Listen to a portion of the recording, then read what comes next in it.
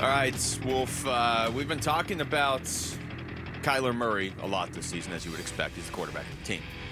But it's been kind of a different conversation, I would say, this year, because he's clearly improved in a lot of ways.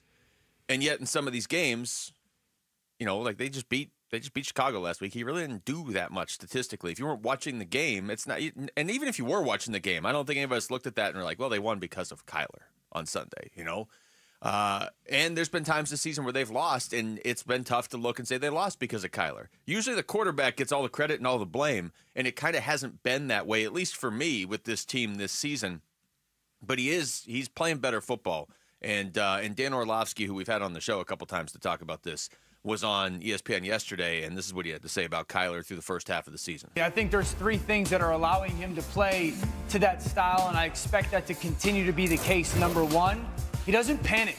Even when you pressure him, when you blitz him, the Chicago Bears tried to blitz one way and drop out underneath. Never underestimate your ability to not throw the football. He goes to throw that stick route, not there, gets outside of that pressure, finds the back Benson, and just that little dump off goes for an 18-yard gain because he's not overwhelmed by that pressure. The second thing, this game is slow for him right now. He is seeing it very quickly again. Chicago tries to blitz him, tries to pressure him with guys off the line of scrimmage and droppers. You got that three-level sail indoor flood. But as McBride comes out of his break, those defenders are outside of him. Don't lead him there, Kyler. Hold him up, back shoulder that corner out, turn him away from those guys. Fantastic. Third thing, Mina talked about the run, the duo, the counter as well. They do such a good job of faking the counter and then getting Kyler outside of the pocket. I love the ball handling, the fake, the outside release to keep the corner widened to that sideline. Number one, that flat's not there, how quickly he gets to number two. And again, you're going to see a back shoulder on purpose ball to pull him away from that corner. You could try to pressure Kyler right now. It won't work. Right now, this is the cleanest and best football we've seen of Kyler's career. Wow. How about that right there? Dan Orlovsky talking about Kyler Murray and how well Kyler Murray has been playing, of course. And I would have to agree with that. When you consider the last three games specifically, when you consider the Chargers and the Dolphins and the Bears, those last three games and the last three defenses that he's faced, he's done an unbelievable job of protecting the ball. He's thrown one pick. It was in the Chargers game. Threw one pick.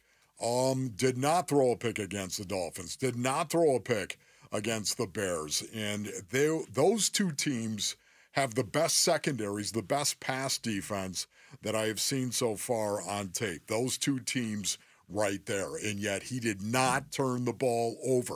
Guess what?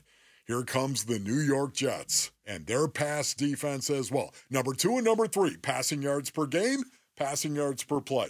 Put those two things together, the New York Jets are really, really good. And number two, by the way, in sacks per attempt. Number two in getting after the quarterback. So, to me right now, you got a situation where the Arizona Cardinals have got to continue. They have to continue doing what they're doing, but Kyler Murray is protecting the ball above all else, and that, to me, is one of the reasons why they're on a three-game win streak. That's one of those things, and the interception you're referencing against the Chargers, they didn't even end up turning it over because James Conner forced a fumble on the interception. And Michael Wilson was a ball batted into the air, too, was it not? I believe it was. Yes. It was the first drive of that game. It's one of those things when your quarterback's not turning the ball over that it's easy to almost overlook it, right? Now, if he is turning the ball over, it's the first thing on everybody's mind. Well, our quarterback throws interceptions. How are we supposed to win? Our quarterback fumbles all the time. What are we supposed to do? But when he's not turning the ball over, it's like, well, yeah, he didn't have enough yards last week. Like, well, hold on. He isn't turning the ball over. That's a big part of this. And we've talked so much this week about how the Cardinals have been winning games different ways. There's really only so many different ways you can win a football game if your quarterback's not playing well. Like, if your quarterback is holding you back, you can win a football game pretty much like one or two ways. Like your defense or something crazy happens. They're winning with offense. They're winning with defense. They're winning close games. Now they're winning lopsided games. Kyler Murray is still at the center of it, even though it's maybe not as obvious as it is at sometimes with a quarterback. And you always, you know about me. You know how I really value the quarterback rating for the most part, right? Because I think it's a great way to measure whether or not a human being is actually playing the position at a high level. I'm not big on QBR. I'm big on the passer rating. But I will say this right here. The passer rating doesn't take into account Kyler Murray pulling the ball down and running 44 yards for a touchdown against the Chargers, which how big was that play? Again, Kyler Murray has made huge plays with his legs. Anybody watching the Arizona Cardinals play week after week after week, you know that Kyler Murray has made huge plays running the ball. Now, once again, it's been the unscheduled run that I really like. The unscheduled run that I really enjoy. I do want to see them continue to get him out on boots and waggles, to get him outside, half rolls in the pocket off of play action as well. I want to see that, continue to see that develop with Kyler Murray. But right now, his quarterback rating is over 97, which is really good. You get over 100. You get over 100 and you are doing something special as a quarterback. He's at 97 right now, 97.2, and he's number 12 in the National Football League in that regard. But that doesn't take into account the plays that he has made with his legs. Yeah, and it also, I guess it's really only Russell Wilson. But like Russell Wilson's ahead of him, and Russell Wilson's played 2 games, you know? So there's...